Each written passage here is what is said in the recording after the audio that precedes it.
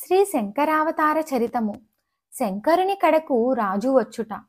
ఆతృతతో ఎదురు చూస్తున్న రాజును కలిసి విన్నవించాడు మంత్రి. మహారాజా, ఆ శంకరుడు కేవల బ్రహ్మచారి కాదు, మానవ రూపంలో ఉన్న జగదీశ్వరుడే, సందేహము లేదు. ఏ పూర్వపుణ్య ఫలమో మాకాయన దర్శనమైనది. కైలాసవాసునిలా బాల్య సూర్యునిలా ప్రకాశిస్తున్నాడు. 7 ఏండ్లు నిండలేదు, అతని మేను మల్లెపూ రంగుని మించి మిలమిలా మెరిసిపోతున్నది. ఆయన ఏ మనులు ధరించలేదు. ధరిస్తే ఆ మనులే ఈ మహానుభావుని తేజస్సులో మాయమవుతాయి నిస్సందేహంగా. ముఖాన్ని చంద్రబింబంతో పోల్చడం కవుల చేతకానితనం అవుతుంది. కండ్లు 2 సూర్యచంద్రులే.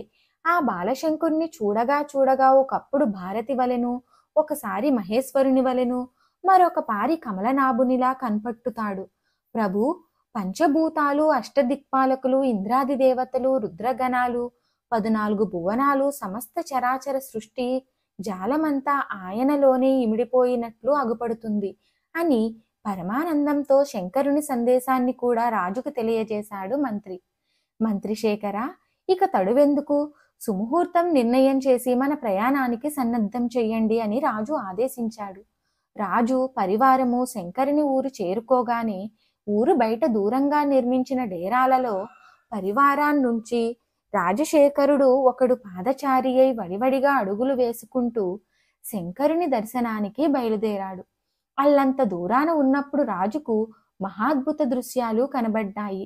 ఒక దివ్య సభ కండ్లకు కనబడింది. మహర్షి గణాల మధ్య శారదాదేవితో చతురాననుడు సింహాసనీయుడై ఉన్నాడు. ఆహా, సత్యలోకమా, ఏమి అదృష్టం అనుకొని అన్నంతలో దృశ్యం చెల్లాచెదురయ్యింది. ఇంతలో మరొక దృశ్యం. తెల్లని పాల సముద్రం, ఆదిశేషుని పాన్పుపై పద్మనాభుడు, పాదాలొత్తుతున్న లక్ష్మీదేవి, పక్కనే శూలము, కపాలము, దండము చేతులలో ధరించి మెడలో సర్పహారాలతో గరళకంఠుడు, సామగానం ఆలపించు నారదాది దేవర్షులు పరివేష్టించి ఉన్న పరమాత్ముని ప్రార్థిస్తున్నాడు రాజు. ప్రార్థన ముగియునంతలోనే ఆ దృశ్యం తెరుమరుగయింది. మరికొంత దూరం వెళ్ళాక ఇంకొక దివ్య దర్శనం. మేరు పర్వతం మీద పార్వతీపతి తాండవ నృత్యం చేస్తున్నాడు. పక్కనే గిరిజాదేవి ఎద్దు మీద చెయ్యి వేసి ఆంచి నిలబడి ఉంది. నారదాదులు నమస్కరిస్తున్నారు. తమ సతులతో బ్రహ్మ, విష్ణుమూర్తి, దేవేంద్రుడు విచ్చేసి ఉన్నారు. గంగాధరునితో వారందరూ ఏవేవో అడుగుతున్నారు. వారి వారి కోరికల్ని ప్రసాదిస్తూ అతి శీఘ్రంగా బయలుదేరాడు పశుపతి. ఆ దృశ్యం చూసి చూడకుండానే అంతలో అదృశ్యమయ్యింది. అక్కడ 4 బ్రహ్మచారులున్నారు.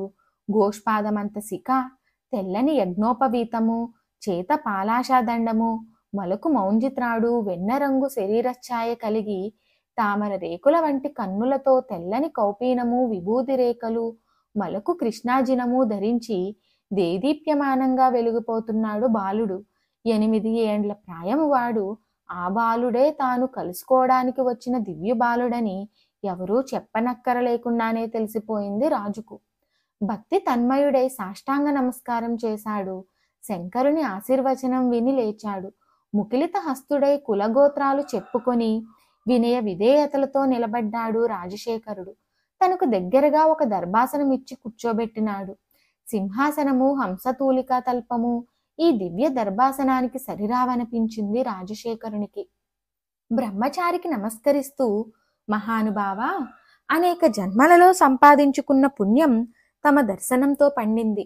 నేను, నా కుటుంబము, నా ప్రజలు పరమ పవిత్రులం అయిపోయాము నేడు. మీరందించిన సందేశం నాకు శిరోధార్యం.